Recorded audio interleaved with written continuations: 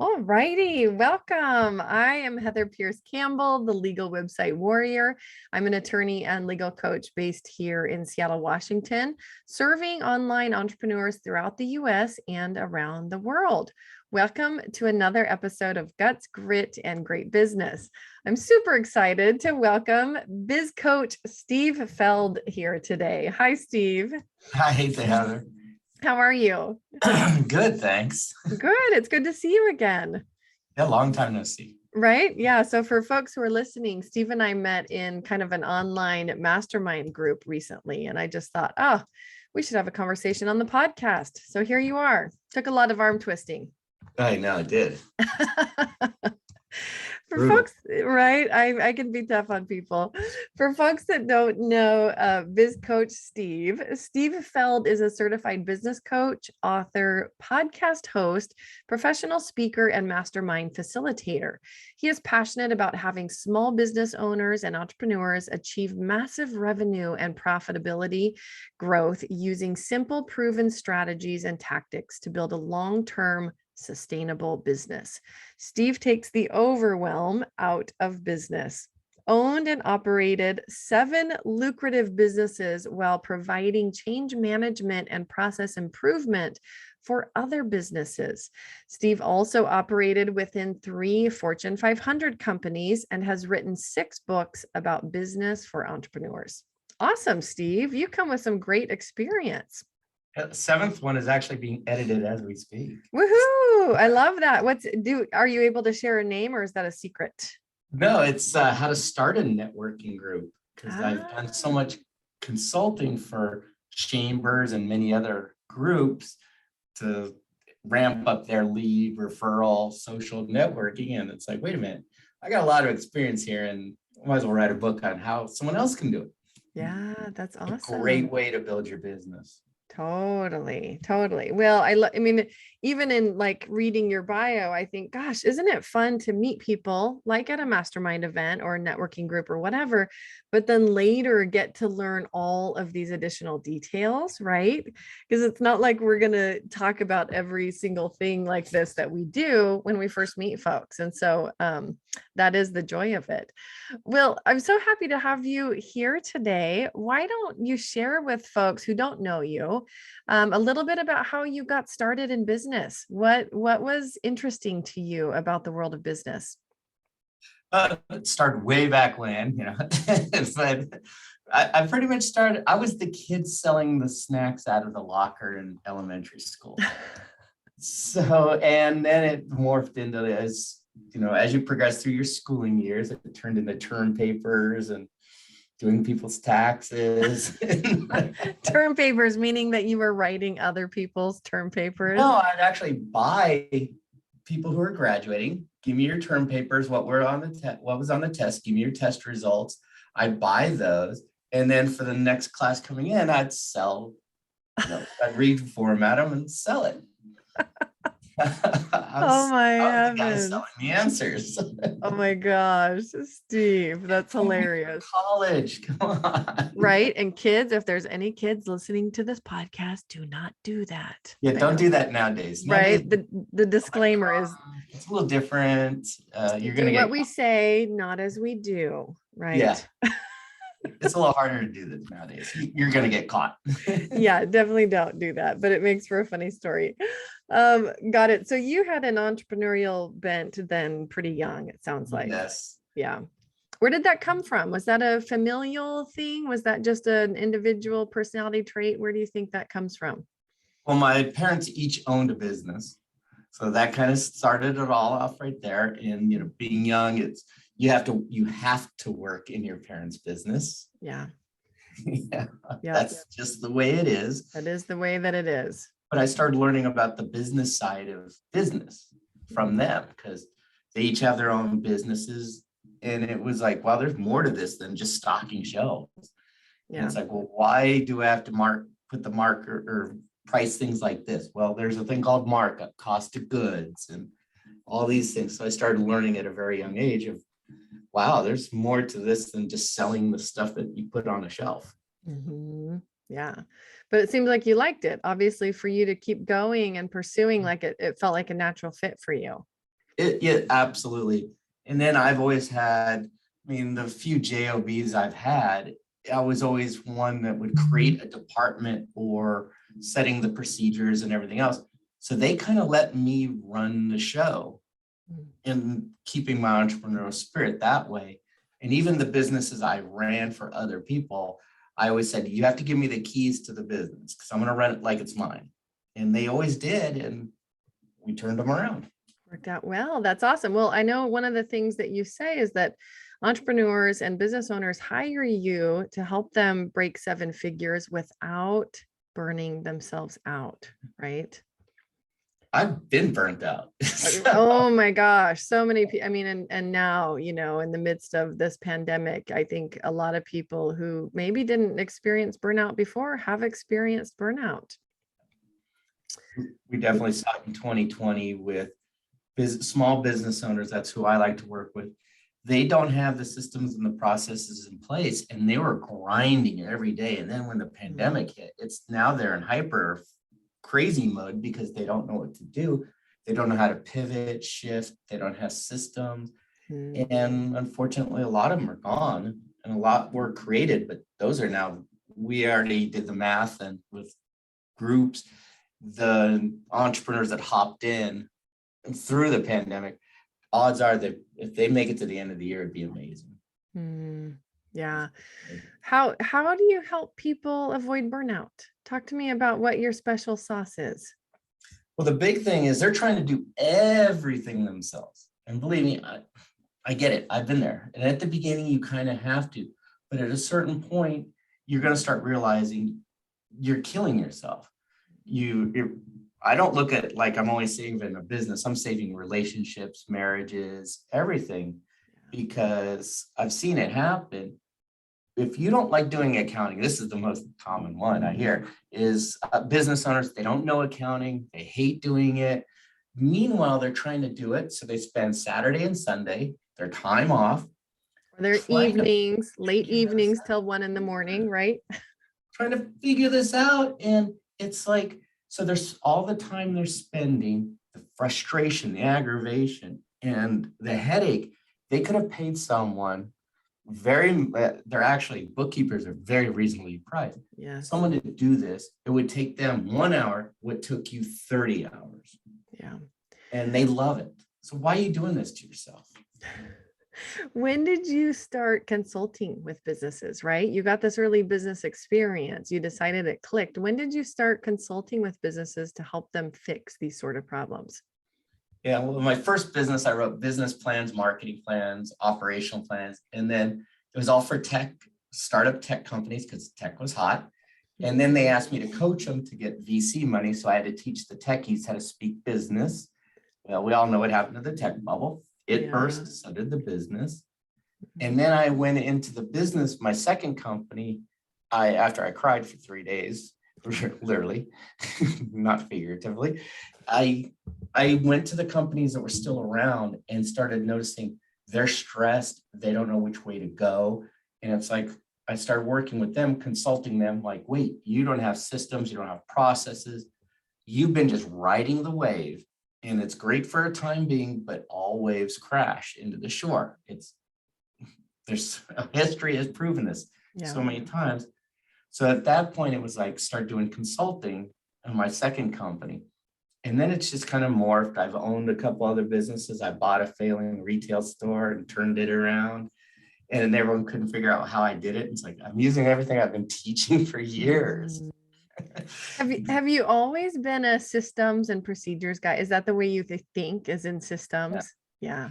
Because if it saves time and effort and money, it's going to help the business in the long run. Plus, most small business owners don't think of the end in mind. So when I say, well, what are you going to do when you hit your $1 million a year? And they're like, I don't know. And it's like, are you going to sell? I don't know. Well, it's like, you have a bow and arrow and there's no target to shoot at is what you're doing. And that's what happened in 2020. No one had an exit strategy, but you need to put these things in your business. So when it is time to sell or you're forced to sell due to economic changes or whatever, you have a business to sell. And I've seen it too many times. Like business owners, they want to get out and retire, but they don't have a business to sell. They've been working in it for 50 years. And I feel so sorry for them because it's like, you didn't build a business to sell, or Yes. you didn't build a business. You have a great hobby that's giving you a great lifestyle. Right. You built yourself a job. Yeah. Right. But if you had approached it differently, created it differently, you could actually have an asset outside of your job that has value. Right. I see it. Yeah. It's sad. It's like, I'm building something in my business. So it's like, I know some of my coaches underneath me have approached me like, hey, one day when you ever retire, let us know, we'll buy your business. They see I'm building a business. Right. Yeah. So talk to us about how people that are building a business with an exit strategy, how they think differently than somebody that's trying to build essentially a job that's sustainable. The first thing is they need to realize they need to start managing the business, not being managed by the business.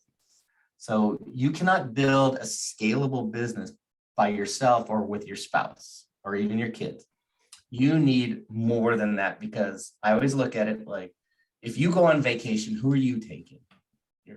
Probably your spouse and kids. Then who runs the shop? No one. So you need employees, and you need to hire. I'm a big believer, and I've done this for God knows how long. I always try to hire people smarter than me in those roles. So if someone is good in marketing and they're a marketing guru, great. You take over the marketing. Here's my vision, and we work on it. They know way more than I do, but they're learning from me and I'm learning from them. They're going to actually help you as the owner grow your business faster than you even thought of, because they see it differently. Yeah.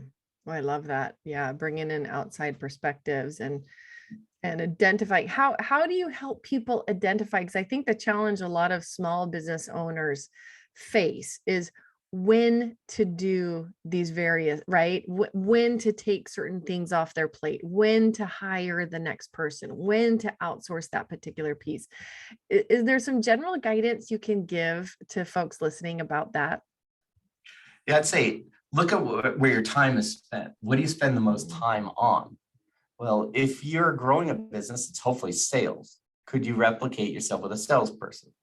But odds are you're probably, in reality is you're probably spending 80% of your time on an admin kind of work, the busy work. And that's, I identified it years ago in this business, and it was like, great, let's bring on VAs, let's bring on strategic alliance partners, all these things. Next thing I know, it freed up so much time, and they love it. And it didn't cost a lot to begin with. So I just started slowly, and over time, it's like, wait a minute, my plate is free so I can focus on my clients. Yes. Well, and that time audit, I love, it's, I think probably a boring, challenging thing for people to do. Like, okay, for attorneys, right? We're all used to tracking time. For other people, they may not be. But it's, without that, I think without a concrete time audit, we tell ourselves certain things about how we spend our time that just are not entirely accurate. That's it. And I did it was a program like, where does your time go? So every 15 minutes, there was an alert that came up on your computer, and you had a piece of paper near you, and you had to log what you just did in the last 15 minutes. So you do it quick, and then you get right back to your task. And it was amazing when I did it. It was like, I'm doing a lot of busy work, and I'm thinking I'm busy, and it's the wrong busy. Yeah. And I've done it with some of my clients, and they were shocked. They're like, I was swamped all day, but you only made one call all day. Right. And I think that, in my life, like anytime I'm feeling frustrated about something, whether it's on the parenting side, whether it's on, just managing life generally versus managing a business, it's like anytime you reach that point of frustration, I think slowing down and doing a time audit of your day, of your work, of your week, right? And looking at like, where are your time and energy resources going? It becomes so clear why you're frustrated, right? Where you're not having effective use of your energy or time. Yeah. I mean, I even have it close to me. It's like, it's just a pad of paper, but it has my daily actions. Yeah. And I just do a tick mark with call outreach. And then on Sundays, I'm like, man, I killed it. I made 1,000 calls today. Well, I looked down, I made 5, but they were 5 appointments. So they were good. Next day, it's like, man, I didn't make any calls and I made 30 and got 1 appointment. But you need to track it to really find out your results. And it's not like, oh my God, it's going to take a lot of time. I mean, I'm using just little tick marks on a notepad that's printed out next to on my desk. Right. Well, and I love that example of how simple it can be, because I think so often around any new activity, there's the activation energy that it takes to just decide to do it. And it's often because we overestimate the size of the task. It's it, especially for salespeople. I mean, I owned and operated a district office for a large insurance agency. So it was like, I would ask my guys, like, how many calls did you make today? Oh, lots. Lots doesn't mean anything. Your lots and my lots are totally different. Yeah. And we just had these sheets and little simple tick marks, and they were shocked because they also know I didn't get any results, why I didn't make enough calls, or I didn't do this activity enough. And it was so simple. And they were like, that you can't be simpler, making this easier. Yeah. No, having something that you can actually measure. So you'd have people start with a time audit, outsource, obviously, the things that should not be on their plate that are causing them the biggest rub, the biggest frustration. Oh yeah. And small business owners, we're all guilty as charged, guilty here too, is we're known to chase those shiny objects, the next thing. And I'll tell you what, that's one of the biggest killers of small business owners. It's like, because we're not spending enough time on the one that we just looked at. If we spent enough time and just focused on 1 or 2 things, we're good. But when you try to make 10 things on, you wonder why you're stressed. Yeah. Well, it's that whole concept, right? I forget what they call it, like swallow the frog or whatever. Like I always get it wrong. Oh, eat the frog. Eat the frog. So, do the thing. Do the biggest BHAG, Yes. big, hairy, audacious goal thing first. Then all your daily tasks after that are easy. Yeah. So if you have to call that client and tell them there's an ups, do that first thing in the morning. Otherwise, you get stressed out all day and it shuts you down. Right. Yeah. Right. No, a good example of that. I had to call a client recently who had an unfortunate response from the United States Patent and Trademark Office, right? Not a fun call to make. And you can get some wild results out of the USPTO, but there I was having to make that call. And, the thing about tackling those kinds of things first in your day is like, 1, they're over, but 2, it actually went surprisingly well. He was like, you know what? No big deal. We started this process so long ago. My business has actually changed and I'm no longer that attached to that phrase. Right? I was like, oh, there you go. Yeah. And if you left it for the end of the day, your mind is building up this anxiety and these crazy, unrealistic scenarios. And then when you do make the call, you're shaking, you're hyperventilating, your heart's racing. And they're like, okay. Right, fine. Well, and it is interesting how many times, right, the trepidation that we have about something is so different than actually what happens when we just go do the thing. It reminds me of going through a house remodel years ago where basically everything on the list was new. I'd never done, half of that stuff before. And each time that I started a new portion of the project and I did a whole bunch of the work myself, I'd get through and I'd be like, oh, it really wasn't so bad, And so it was a constant experience of like exercising that muscle of just doing it and stopping with the planning and like you can only do so much of that, right? Make the plan, execute the plan. Yeah. Some days you got to pull that trigger. It's like, oof, right. Ready, aim, ready, aim, ready, aim, right. And you're going to have to, granted, folks, we're going to make mistakes. Part of life. But this is one thing I learned from my coaches is like, listen, your best guess, if you planned well enough, will still be pretty darn good, even if you miss the mark a hair. Yeah. But if you keep planning, the mark will actually go farther and farther away from you because you're making it so difficult on yourself. Yeah. What else do you see, particularly in the small business space, that keeps small businesses stunted and not growing the way that they could be? They're also hanging around and talking to people that stunt them.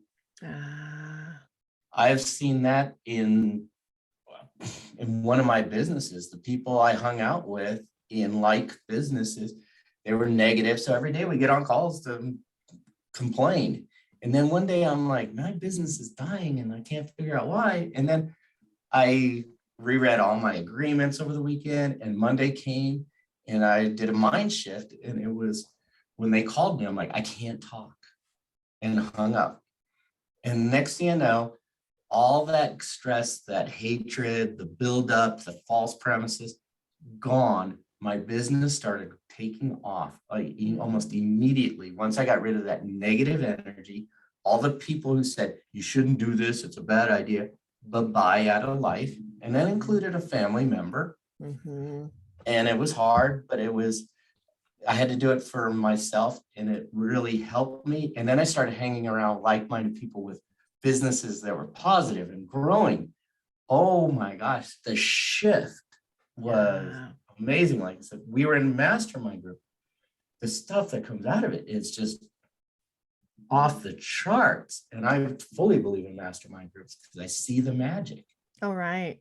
Right. It's just the idea of like, what are you surrounding yourself with? That's right. And it. it can be people, it can be books, it can be, even your entertainment. Like, how are you spending time, and is it supporting the direction of your life, but also the direction of your business? That's it. I mean, I cut watching news out, Me too. reading newspapers, reading blogs, those kind of newsy things. And you know what? I haven't looked back, and that's been a long time, and I don't miss any of it. And I am so much happier. So when people bring up that negativity in the world, I just like shut it down. I got to go. Hey, I can't talk. I don't want it in my world because I know what it'll do to me and my Yeah. business. Well, and I think we all have to clearly understand our tolerance levels, right? And I talk regularly both about risk tolerance in business and, how you, work to kind of protect your risk tolerance and keep your business safe, but also our tolerances generally, like you.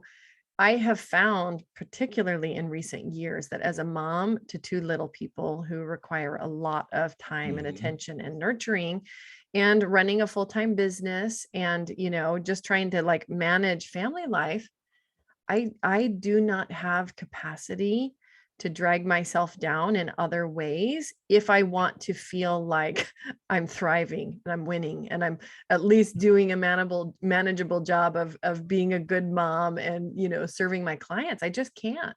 Like, now is not the time. I cannot tolerate it. Oh, I totally agree. And I see that with a lot of business owners. They get into certain groups and it becomes I'm going to say it, a bitch fest. And it's like, you know what, how harmful this is to your psyche and everything. It's Like being in a bad relationship, right? That's it. Yeah. Or I've been there too. So. Yeah, right. Well, we all have. You haven't lived until you've been in a bad relationship. Unfortunately, everything I talk about and work on with my clients, I have been through, and it's been the good, the bad, and the very ugly.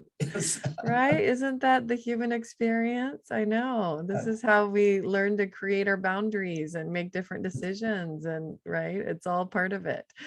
So talk to us. I know that at the start we were talking about one of your books, the 45-minute breakthrough. Do you want to share a little bit? Because I'd love to hear like some client stories. I'd love to hear the way that you do your work. Yeah, it was my very first book, and it's 45-minute business breakthroughs, how to find at least $10,000 to over $100,000 in your business, all without spending more money on marketing or advertising. In that book, I mean, I have hundreds of strategies for like lead gen and everything else, but we just highlight 8 simple ones. And one simple one is like you're upselling. And the most common way I can explain it is like, for those of you who have ever been to any fast food restaurant, would you like to supersize that? So you're upselling, And most small business owners are not upselling. They're not bundling their services to distinguish themselves differently from their competitors. Mhm. They're not downselling. So let's say, I always use the example. It's like, hey, would you like to buy this Ferrari? No, I can't afford it. Oh, sorry, too bad. That's what most business owners do. But if they go, oh, you can't afford the Ferrari, wait, I got a Lexus, no? And then you can go all the way down to your Yugo. So they don't have these processes in place to really capture more sales. They think it's this way and we're done. Mhm. Mhm. So it's so easy to implement these things and they don't cost anything. Yeah, it's about like having support probably to think creatively about your business and just how you serve the same client, either in a slightly different way or in a different stage of their journey, right? Oh, absolutely. And we even looked at like joint ventureships. And it's like, who can give you business and then who can you give business to? And it's a little hard on some businesses because you have to ask a lot of questions because someone might think, well, they would be sending me business. Well, let's talk about how the customer journey is through you and your business.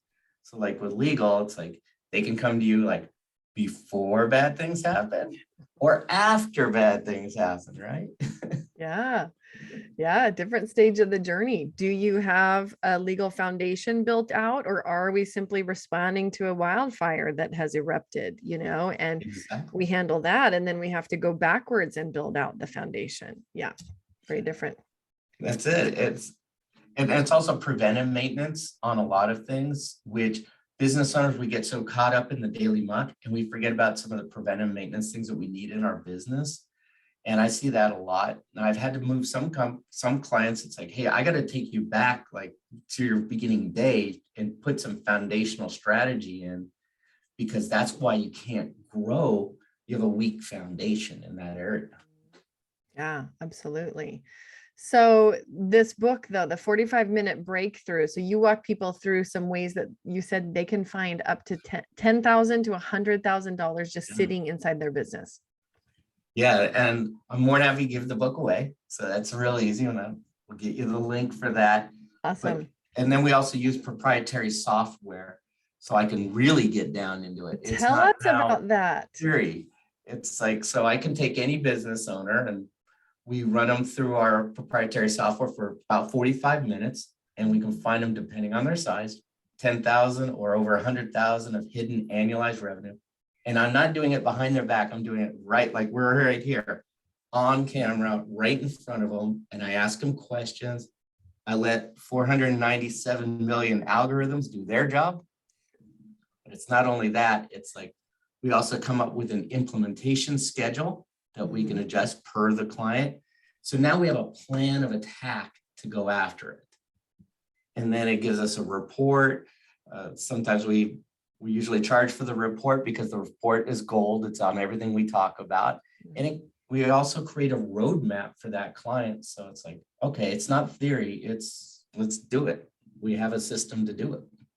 Can you give us an example of a client, like a type of business or a client that you've walked through this process? Like bring it to life for us a little bit. Hey, I even worked with a paralegal. Hey, how's that? They were stalled for years at a certain income level. So we actually went through and certain things like, what kind of marketing do you have? Do you have a market dominating position? And their first question was like, what the heck is that? Well, they've been in business for 5 years. And it's like, well, tell me your elevator pitch. And it was just like, it's a train wreck. Yeah. I'm like, no wonder you're not resonating with anyone. So let's work on that. Once we cleaned up that, it was amazing. They came back a week after that. They said, I went to 2 networking events and I got 12 appointments. Amazing. All because you have now a solid market dominating position. You don't think that's important? Go to any networking thing. Those who ramble have no one wanting to talk to them afterwards. Those who have a specific, clear message and it's short to the point, they have a line of people wanting to talk to them. Yeah, it's the whole piquing somebody's interest just enough that they want to follow up, right? You don't have the whole conversation right there at the event, but you need to have enough clarity that they go, oh, I've got to follow up with this guy, Steve, because he said something that was really interesting to me and I need to know more about it. That's it. Yeah. And it's amazing how that clarity also helps you in your mission. So it defines who your target market is. Most businesses are, everyone's my client. Oh my gosh, they get it so wrong. Right. Yes. Oh my gosh. It's painful, painful. I hear that too much and I just want to like, it kills me inside. I think it kills something inside of me because I can prove it wrong in less than 10 seconds. Yeah. Well, like businesses get so afraid to really speak to such a specific niche that they're excluding people, but you need to actively exclude people from your messaging, from your services, right? Or you're doing it wrong. Yeah, that's it. I'm not everyone's cup of tea and they're not mine. Right. Fine. Right. Absolutely. So what are some quick ways for folks that are listening? I know you've got a gazillion ways that you can help people improve things, look for more profit in their business. What are 1 or 2 quick ways that somebody could quickly increase profits? Oh, the quickly, like we just mentioned, upselling, cross-selling. So I'll use, would you like an apple pie with your Happy Meal?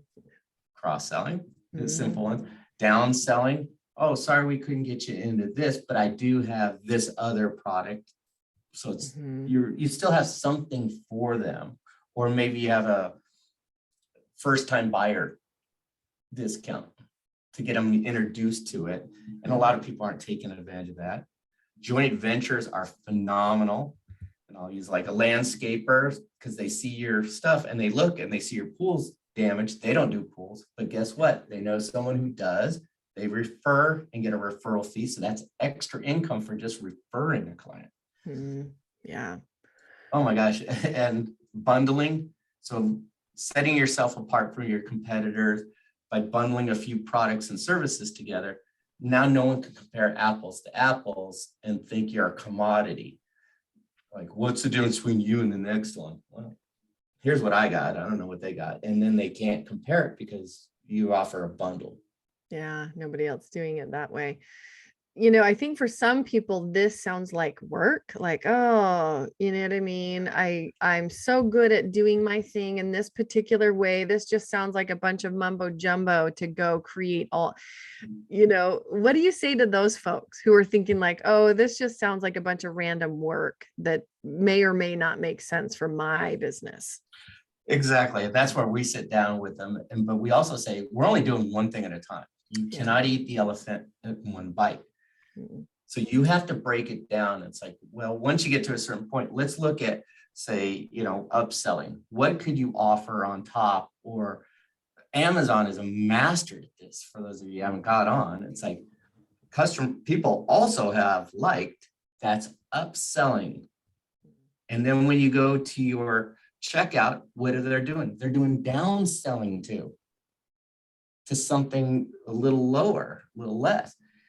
These things can be implemented in any business. If it just takes a little bit of thought, but it's also what we think it is usually isn't it, because I've tried it by myself, it doesn't work. But the second I started involving my coach and they asked questions, it was like, oh, this is even better now. And it doesn't take long, but you do have to put some thought into it. But once it's in place, guess what? You're good. You don't need to revisit it every 5 minutes. It's maybe annually. Well, and I think businesses that do it well are just thinking very thoughtfully about the client experience and the client needs. And like, who of us doesn't want to be thoughtful about our client experience, right? And I think the other thing that, if I were to guess based on the businesses that you work with, might surprise them is that it doesn't require creating like a whole bunch of new stuff or services or offerings. It's really looking at what you already have. That's it. Right? And being creative about how you present it, how you bundle it, how you price it, how you position it compared to other things that you offer. I totally agree. I mean, most of my one-on-one clients are CPAs. So when I said, let's come up with 3 packages, they all thought I was off my rocker. Right. What do you mean? We're CPAs. This way it's always been in this whole industry ever since the dawn of numbers. It's like once we introduced 3 levels of packages, they were blown out of the water, and they offered it to their clients. All their clients took the top package, all of them. Yeah. Very rarely in the middle, and they always offer the middle first. And it just has changed their lives, their model, their cash flow, their customer experience. And they are so much happier. And they're like, we're not selling anymore. Yes. Well, this is it. So I'll share a recent experience in my business. I launched a program last year that is called the Catalyst Club program. It's a $25,000 small business legal protection program.